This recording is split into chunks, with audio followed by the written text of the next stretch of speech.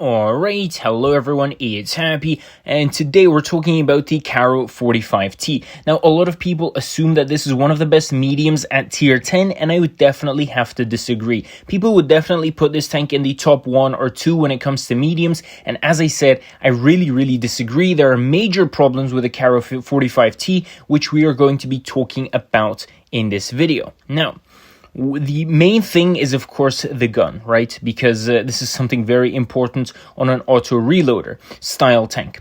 Now, the DPM is not the greatest, 2.8k. So, I mean, it's not horrible, but among mediums, it's very much at the lower end, one of the worst.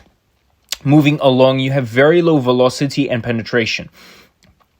On paper, it doesn't seem like it really affects you, but when it comes to gameplay, penetration and velocity are both important, especially the velocity part, in my opinion, because 960 is one of the worst among mediums.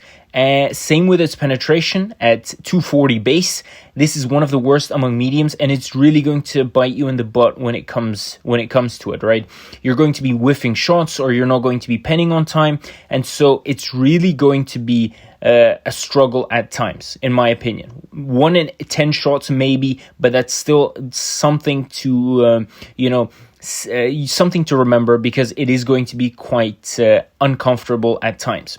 Now, when it comes to the overall gun handling, you have very bad dispersion, the worst among all medium tanks, and that's obviously not something great, because you're an auto reloader. You really want to be hitting those shots, especially into longer distances. It's going to be really hard to hit those cupolas or hatches in medium or longer distances, so keep that in mind. Of course, the aim time is definitely above average, I would say. So you have pretty decent aim time, but the worst accuracy. So just keep that in mind, which means that the gun handling is not the best, right?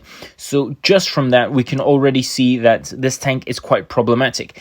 In terms of the advantages of the gun, I would definitely say you have 380 alpha, the second highest among all mediums, and of course it's sort of an auto reloader. 4 shells, the 4th one is only for emergencies, or if you're fighting someone who's AFK, or if you're about to die, you can just dump in the 4th shot to get, an extra 380 damage into the enemy, which is pretty much free. Now, during the battle, in the mid stages or the early stages, you theoretically just have 3 shots, and the interclip is again 3.53, which is again not the best number, but it's really workable, and it's definitely an advantage in my opinion.